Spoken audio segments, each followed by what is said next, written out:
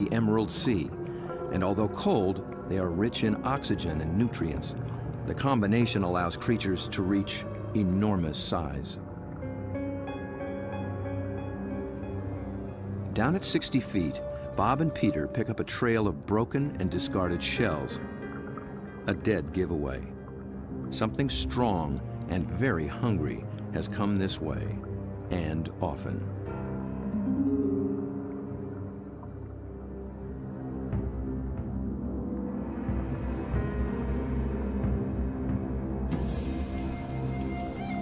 The crab should show more caution. It's up against a devious and determined predator.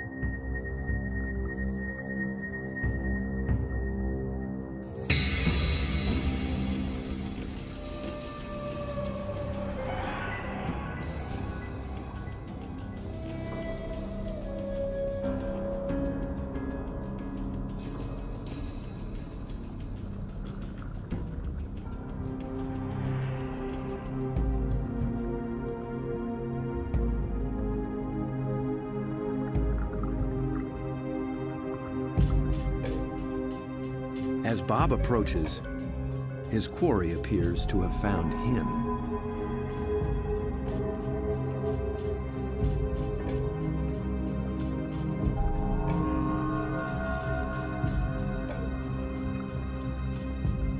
A giant Pacific octopus.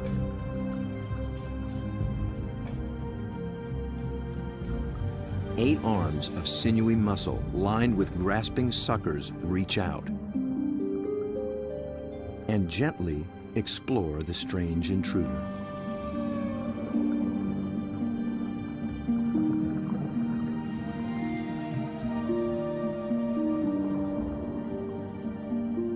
A giant can reach 20 feet from arm tip to arm tip and weigh in at 200 pounds.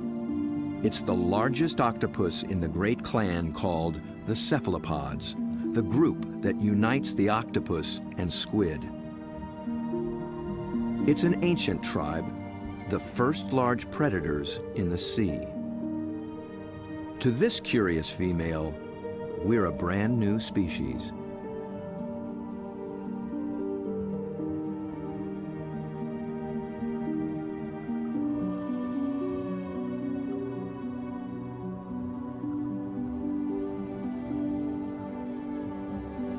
Cephalopod means head-footed, a good beginning in deciphering the octopus's amazing design. The head and body are encased in a large, soft sac, and the foot, derived from its distant relatives, the clams and snails, has become a siphon, a water jet to propel it in any direction.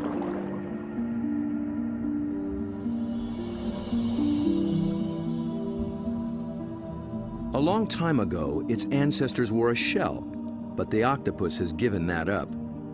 Yet for creatures with such tasty flesh, the lack of protection presents a problem. The cephalopod solution?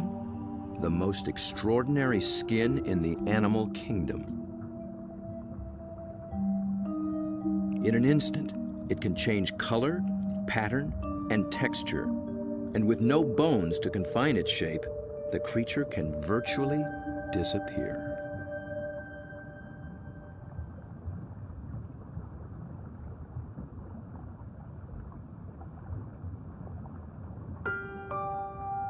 Another female lies sequestered in her den, tending to her brood of eggs. She lays up to 100,000 just once in her life. When they hatch, she will die. These clever, curious creatures won't live long at all. Their entire lifespan is no more than 3 or 4 years.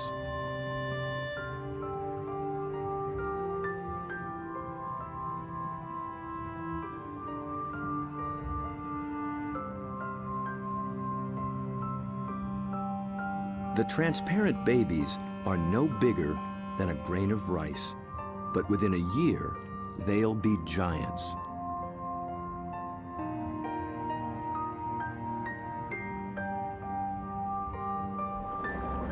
While the lives of these complex beings are all too brief, their line reaches back 500 million years, long before sharks began swimming the seas.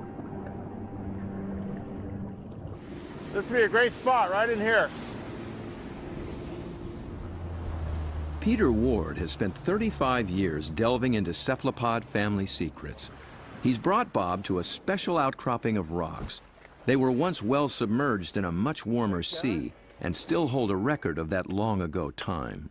Fossils are found in these rocks, fossils of relatives of the octopus, actually. They're called ammonites. And how old are they? 80 million years in age. 80 million years. That's true. That is old. Back in those days, cephalopods made beautiful curved shells. And if you dig long enough and hard enough, you can find some beautiful stuff. This is an ammonite. It's a fossil that is actually the direct ancestor of octopus. So this is an ancient cephalopod. It's related to the chambered nautilus. So the tentacle sat here and swam about. A shell is a mobile home and a defense against predators, but it's so cumbersome it makes swimming difficult. Of the almost 1,000 kinds of cephalopods alive today, only the nautilus still wears one.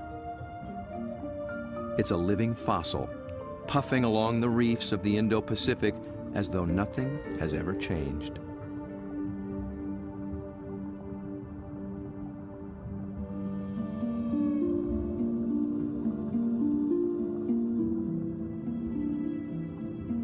Bob returns for one last dive with the octopus.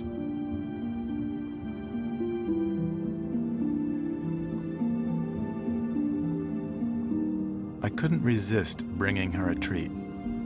All cephalopods are carnivores, and they love crabs.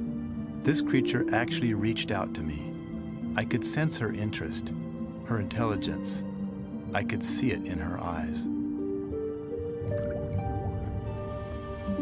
There's something about the eyes of these animals just draw human observers in, and especially with the octopus and the cuttlefish, they definitely make visual eye contact with you and maintain it.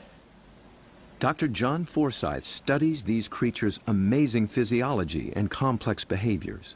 And I've come in and played games with octopus where I'll duck down and they'll raise up and look at me, and then I'll raise up and they'll duck down, and this will just go on for 15 or 20 minutes. Like this guy, I can barely see him over there, but when I look up, see, he's coming up. Because I think they look for our eyes. I think they try to make contact with our eyes as well. And I think that's what draws us into watching these animals. Whereas a fish, sometimes I look at a fish and I'm not sure where it's looking. They just have these blank, cold stares. But with a cephalopod, it's really never like that. At the National Resource Center for Cephalopods in Galveston, Texas, John maintains quite a collection. There are several kinds of octopuses, a school of small squid, and another relative, the cuttlefish. For John, the eyes of a cephalopod are not just the windows to its soul. They tell you a lot about how the animal lives. The octopus has a rectangular pupil that captures light reflected off the sea floor. Squid's large round eyes are adapted to seeing darting prey in the twilight of the open ocean. Cuttlefish dwell in both worlds, and their complex eyes can actually change shape to accommodate their travels.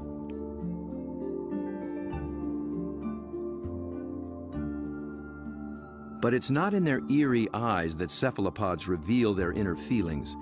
It's in their remarkable skin. Millions of tiny sacs of pigment called chromatophores dot their skin, each controlled by minute muscles. With a little flexing, a cephalopod can flash with rippling bands of color.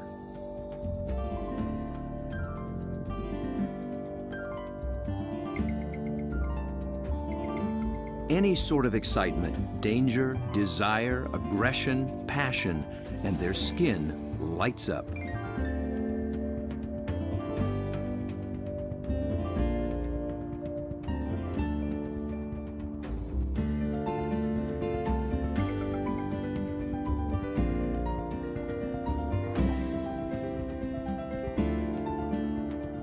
For creatures with no vocal abilities at all, this is the way they communicate, in a language of light and color.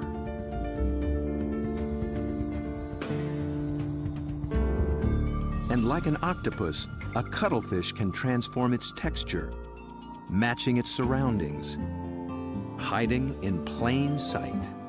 Given their camouflage capabilities, it's no wonder we're still learning just how many kinds there are.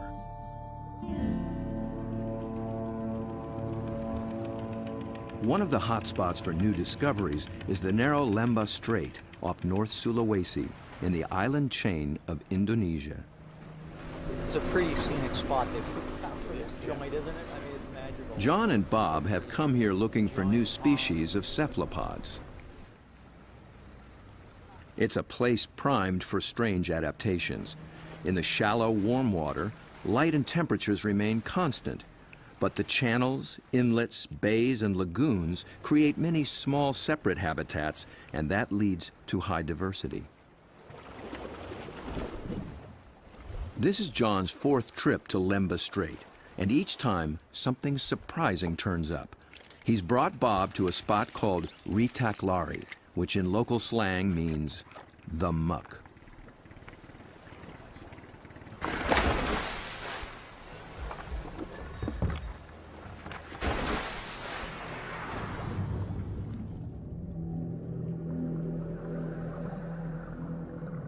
At first glance, it's a vast, flat disappointment.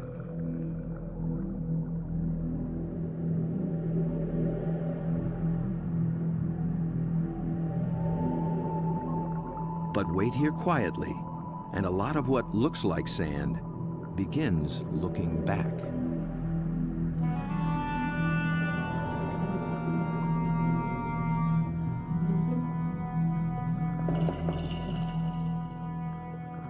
From the still of the muck to the roaring straits, a lot of effort goes into not standing out. Drifting reeds are actually floating razorfish. And the end of a few branches turn into ornate ghost pipefish.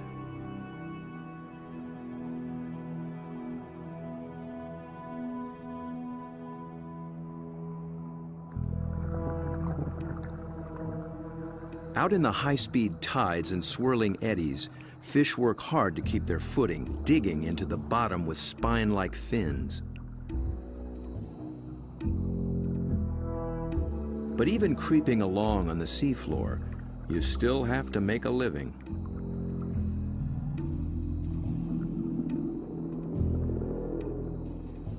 A harmless-looking weed rolling in the current is a hairy frogfish trolling for a meal.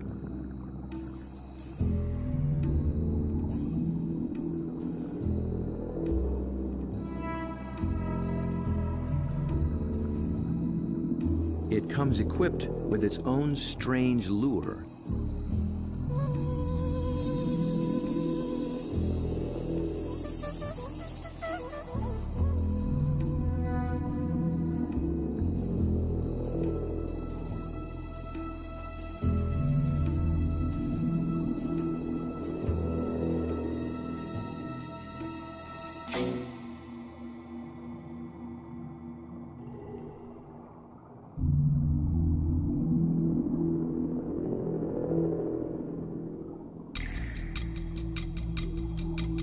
The sand offers the best retreat, but the crab has already been spotted.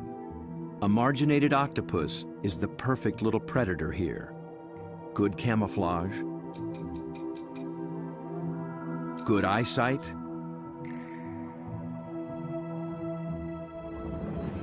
good grip.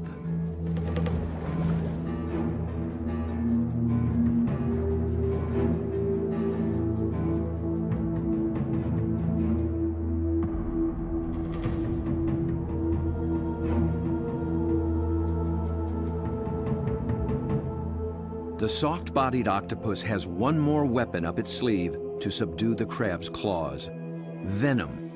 It finds a chink in the crab's armor, injects a neurotoxin, and the struggle is over.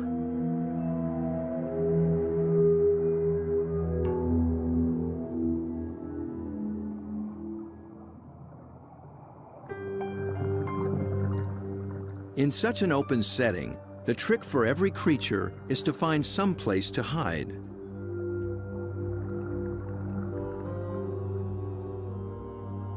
An octopus fits in just about anywhere, and John finds one tucked into a piece of discarded pipe.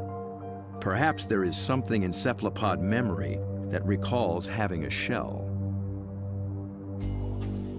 Bob and John find this little octopus ambling along with a dark brown bottle tucked under his arms. The bottle turned out to be his home, and he took it with him everywhere. So I thought I'd offer him a new fancy place and see if he's interested in trading spaces.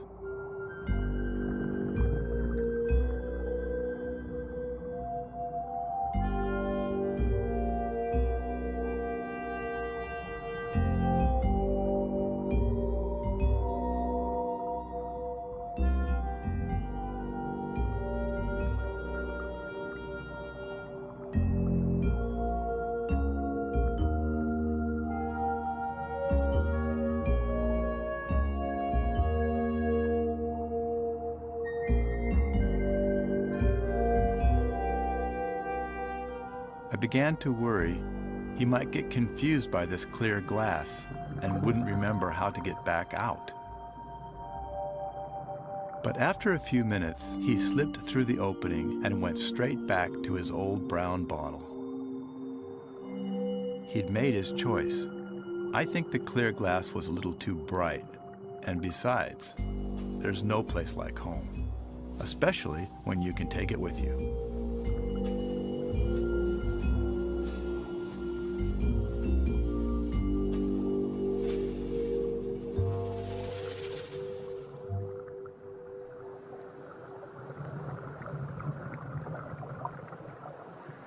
In the husks of old coconut shells, they find the pearl-like eggs of one of John's favorite creatures.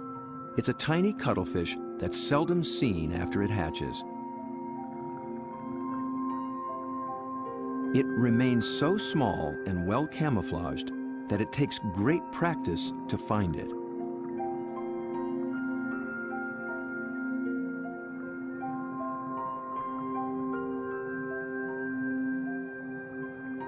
Down on the sea floor, it appears to walk across the bright stones, its rippling colors blending in and standing out. It's called the flamboyant. The flamboyant cuttlefish is really in a class by itself, even among cephalopods in a lot of ways. First of all, the vibrant, dynamic, bright colors, the brilliant yellows, the magentas, the pinks and browns. It adds on top of that these passing clouds of color as it's stalking, looking for prey. And of course, that's happening in living skin.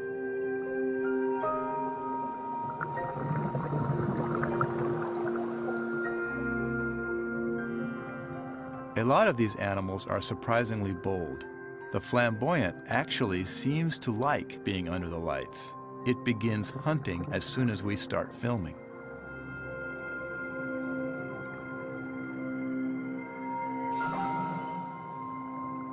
My video lights attract little shrimp and crustaceans. Perhaps the cuttlefish can even see better in the lights as well.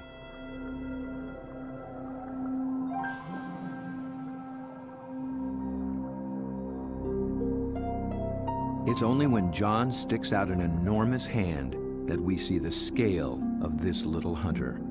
Next to a 6-foot Humboldt and a giant octopus, it's hard to believe it's one of the family. Not far away, a small octopus has been eyeing the scene. John reaches out for a better look. Every time I touch one of these animals, I'm not gripping it or holding it. My intention is never to frighten the animal in any way. However, I am trying to keep it close to where I can get a good look, but at the same time, the animal knows at any moment it can get away if it wants to.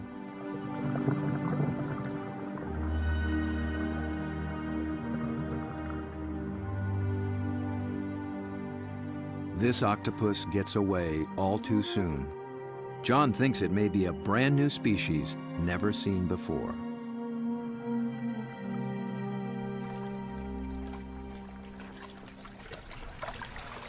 I don't know, Bob. I'm not sure what that is, but it could be a new one. I think it could be a new species. I wasn't expecting to see that. It's not something you've seen before, huh? No, I'm not sure what that would be. It's a cool little critter. Oh, wild.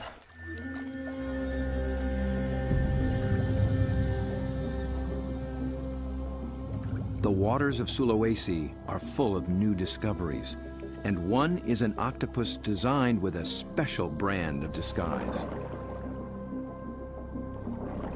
It lives in the same waters as the banded sea snake, whose bold stripes announce its potent venom.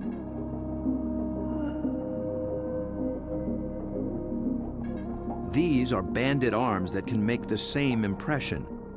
When disturbed, the octopus flashes and intensifies the stripes, becoming a sea serpent, coiled and deadly.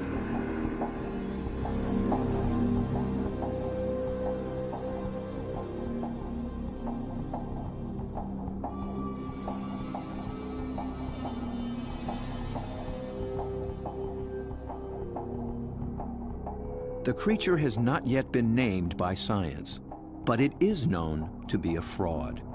It's a shy nocturnal octopus, and unlike the snake, its venom is virtually harmless. Its stripes are simply a ruse to intimidate would-be predators.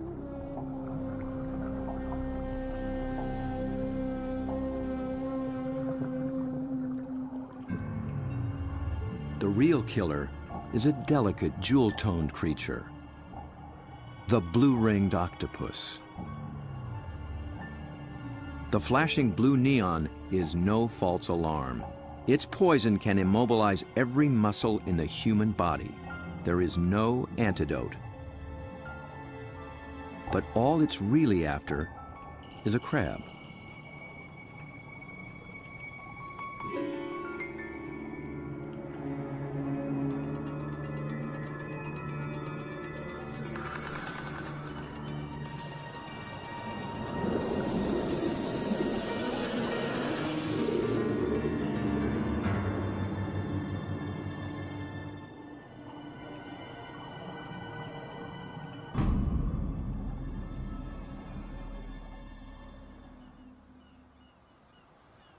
The blue-ringed is notorious along the coast of Australia, but it's one of Dr. Mark Norman's favorites. As curator of marine invertebrates at Museum Victoria, his fieldwork in all 7 seas has revolutionized what we know about cephalopods. It's really hard to estimate how many species of cephalopods, or in particular octopuses, we have worldwide, because we're still in the period of discovery. They thought there was about 100 species of octopus in the world, and we've found 150 new species in the last 10 years through the Indian and Pacific Oceans and Australia and up through Asia. And these groups of animals, it's not hard to find new species. Almost everything we touch is new.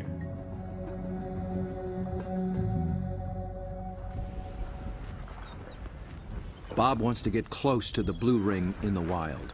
So Mark, this is a shortcut to the beach? Yep, it's a great place to collect crabs. Through the graveyard, eh? Yep. So are these the bodies of the people who have been bitten by blue ring octopus? No, very few people have died from blue ring bites. He's more likely to have died choking to death on his calamari meal at the local pub. So this is where the crabs live. Yep, they hide up here at low tide under the rocks. As the guide to the blue ring, Mark starts Bob off with their prey. Lots of little crabs. Yeah. You need a nice juicy one.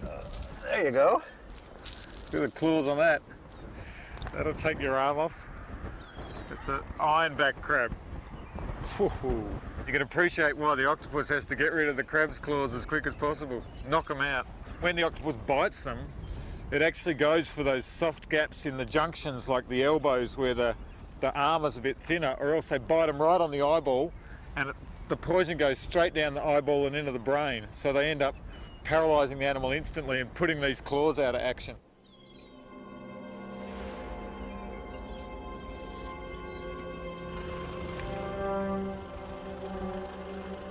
The dive begins after dark, when blue rings are most active. And it's not off some wild remote beach. The deadly blue ring lives just beneath the town pier.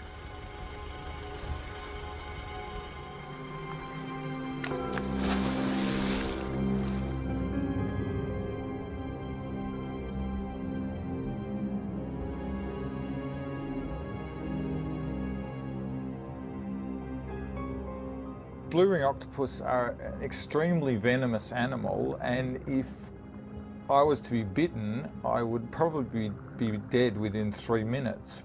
Your body would start stiffening up and you'd lose the capacity to breathe, you'd lose the capacity to wave or walk or run away, you'd run out of oxygen and you'd suffocate. But these little animals are really shy, really secretive, and the last thing they want to do is attack humans. They don't eat humans, they don't drag people out of their cars and drag them down the beach. They just feed on crabs. But tonight, not even a crab could catch its attention. This is a male, and he's just found a female. 2 wild blue rings are preparing to mate.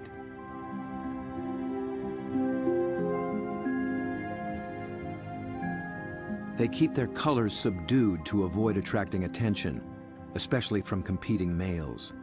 No flashing their electric blue. A temporary aquarium helps Bob film what happens next. After a few minutes of courtship, the male gently slips a special arm into the female's gill slit. He's depositing a packet of sperm, which she will use later to fertilize her eggs.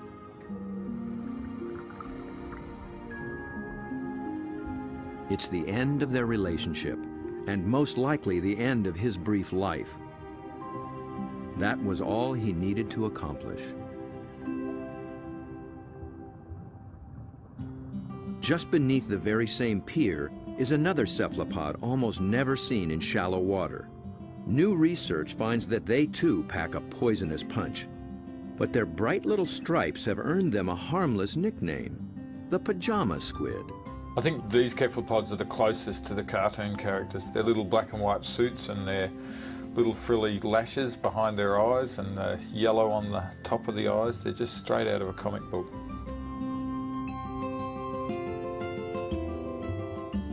The pajama squid seem to have taken a cue from the blue rings. Males grab any passing female and then they try as hard as they can to reposition them so that they're face on, ready to mate, sort of suckers to suckers.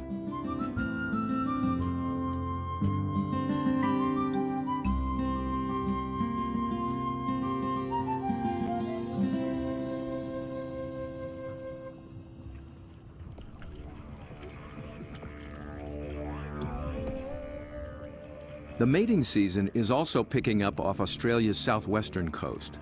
In one small bay, giant cuttlefish have begun to assemble.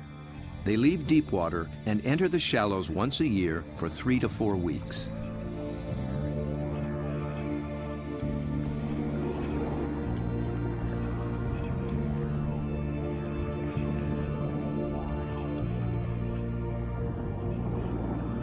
The males are 3 feet and massive, with 8 flowing arms and 1 all-consuming purpose. A much smaller female takes refuge in the rocks.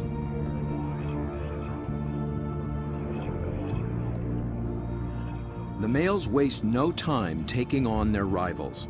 They flash and ripple with aggression. Their control is so subtle that they can isolate and flex just the flank facing the opposing male. The other flank communicates a solid, dependable side to any nearby female.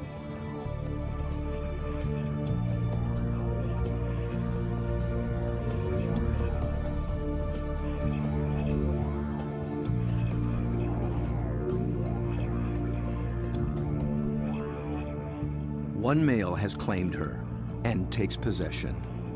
He'll guard her now, keeping her beneath him until she is ready to lay her eggs. Jules, you around here somewhere? Bob is heading for this far-flung coast, but before diving with these giants, he needs to brush up on the subtleties of cuttlefish communication. This is a crazy place to meet a scientist.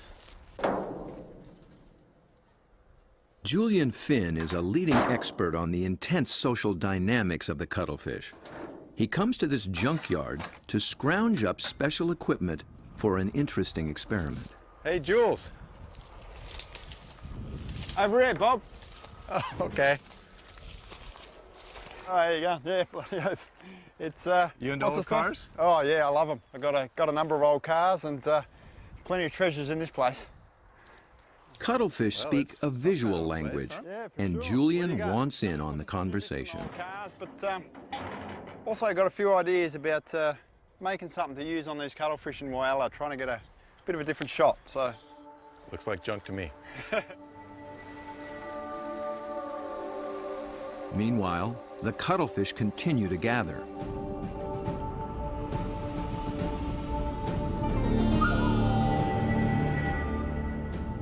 Their complex communication escalates into a kaleidoscope of colors. Opponents toss each other in the rolling tide, and things start getting rough.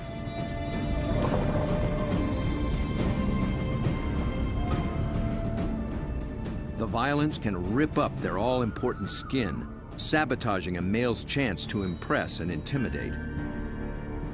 And someone's nursing a torn-off tentacle.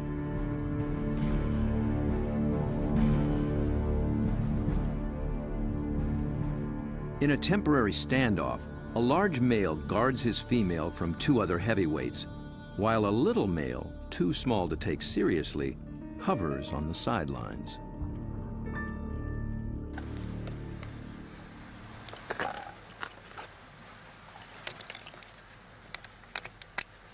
The two males on shore get set to join the fray. well, here you go, Jules. I just wanted you to know that my camera's bigger than yours.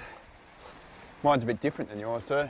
Well, yours has a hubcap on the front of it. What I'm hoping to do is film the male's reaction to another male. But instead of having another male there, I'm going to have its reflection. It's when males are the same size that trouble starts, and Julian will present one with its very own reflection.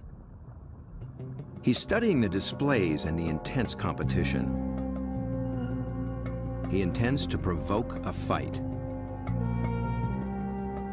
He approaches a large male who immediately responds.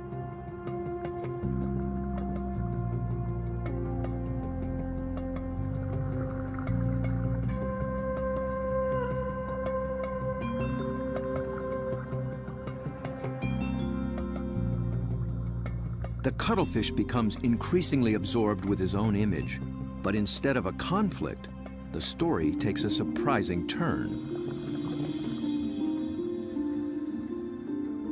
The small, unimpressive male has sneaked in and begun mating with the unguarded female.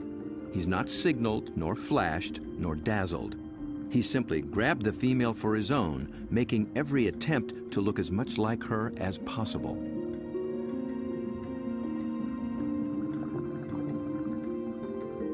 The aggressive male makes no headway with the mirror and finally moves off to resume his duties.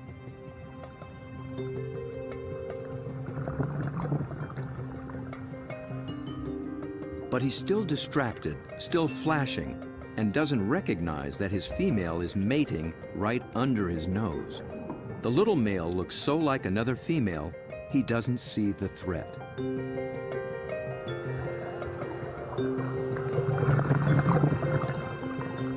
At last, he senses something's wrong and moves in to reclaim his female.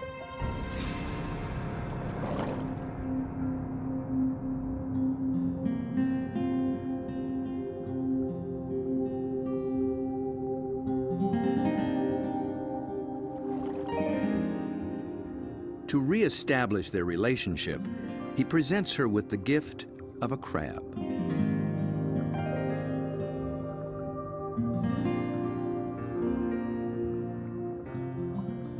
With so much going on in cuttlefish society, Julian will be experimenting for a long time to come.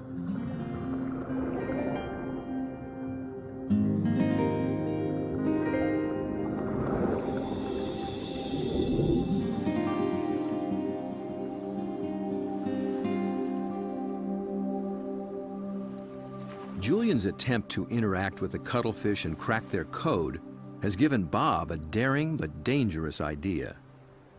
Deep in the waters of Mexico, the mighty Humboldt squid flash their own mysterious signals, and Bob is determined to dive with them again. He intends to engage these aggressive predators by imitating their behavior with a display all his own.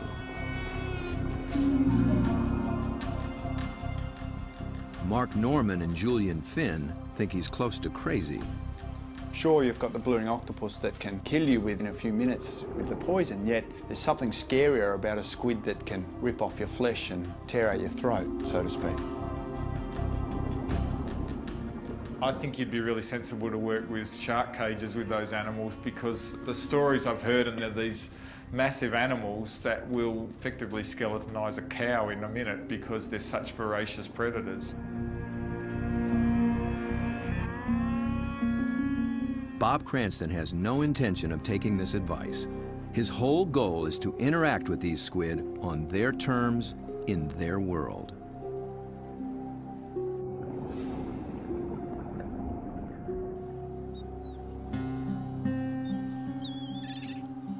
In the small town of Santa Rosalia, on the edge of the Sea of Cortez, being a fisherman takes a certain courage. Lose people, you know, every other year somebody dies. I had a friend that they found floating in the ocean last year. It's lucky they found him because, you know, they're carnivorous. They'll eat you. I mean, they will eat you. The squid will eat you. The squid will eat you. If you fall into the ocean, they'll get you with their tentacles, you'll drown, and then they'll, you know, all the rest of them will just eat you.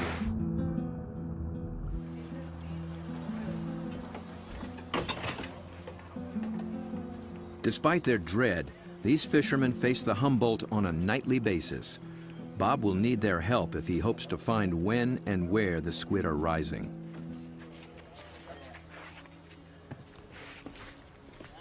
Alberto. When the Humboldt flash on and off, Bob intends to flash right back.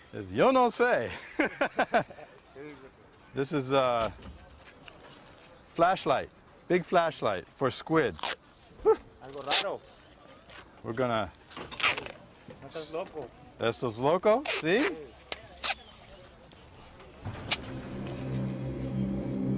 Bob knows perhaps better than anyone just what Humboldt are capable of.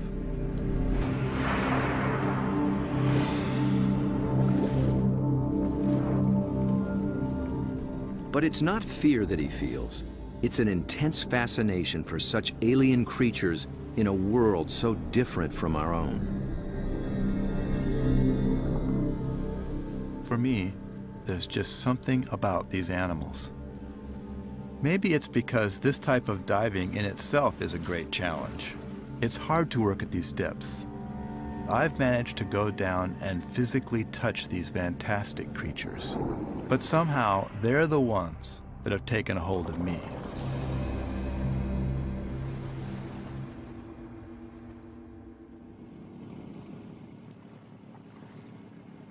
He's 12 miles from shore.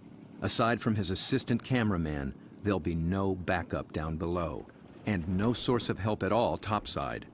There's not so much as a radio on this little boat. These are small boats, it's a big ocean.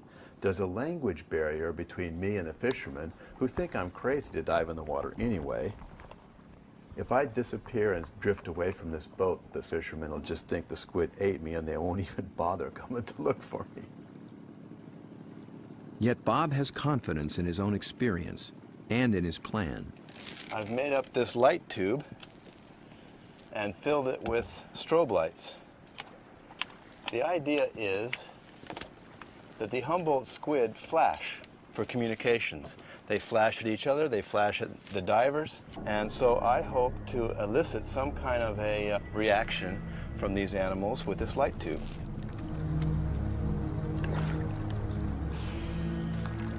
Beneath the boat lies 1,000 feet of open water and sea monsters.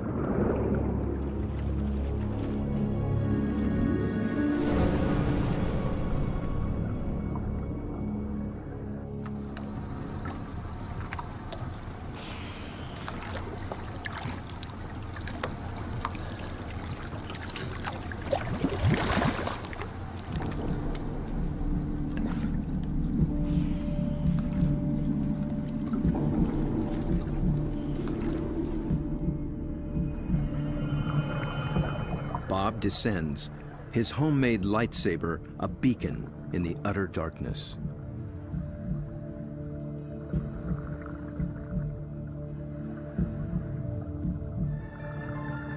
Right away, there's a complete surprise. Mobile arrays. They're seldom seen in a school like this.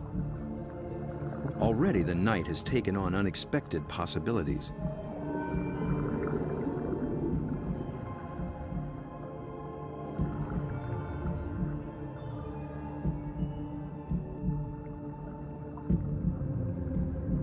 With his depth gauge reading 150 feet, Bob figures he's in squid waters. He powers up.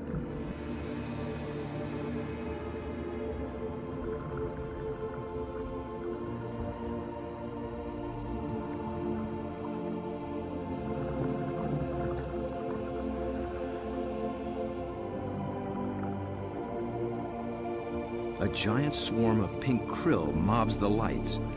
Suddenly, Bob's in the middle of a midnight feeding frenzy.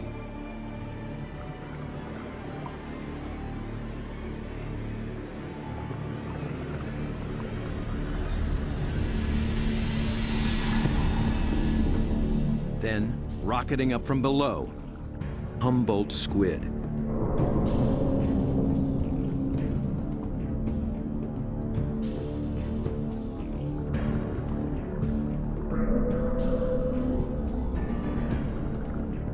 They're flashing red and white.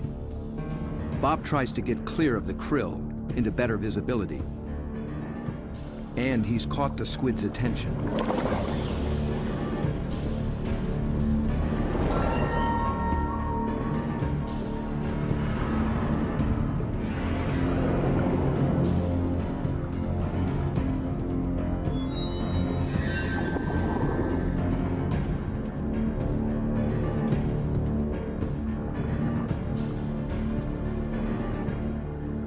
I'm transfixed by this enormous eye up from the deep. I can sense this creature thinking, but I can't imagine what.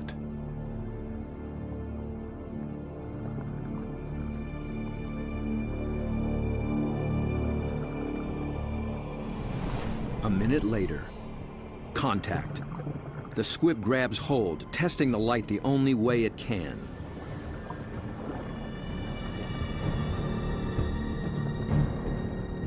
The feel of hard plastic must come as a surprise, and it circles me as though curious. Then, it comes back for more. This time, the aggression is gone. It just seems interested. Amazing.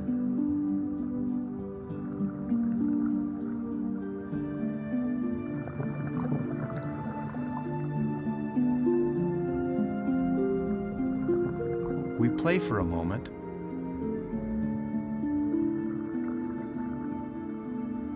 Then suddenly, it's over.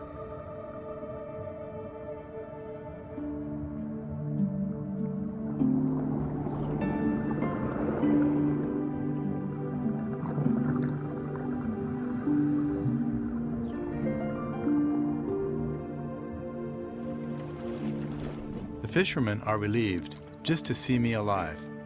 But I climb back in the boat, knowing something remarkable has just happened. I danced with the devil down in the deep, and I'm already thinking about the next dive.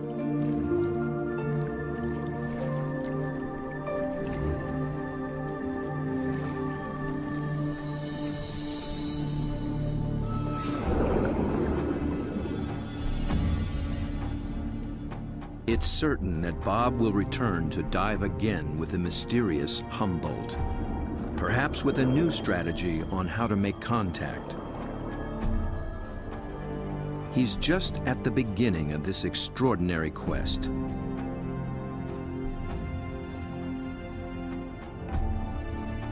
But who will he meet next time in the waters below? Friend or foe?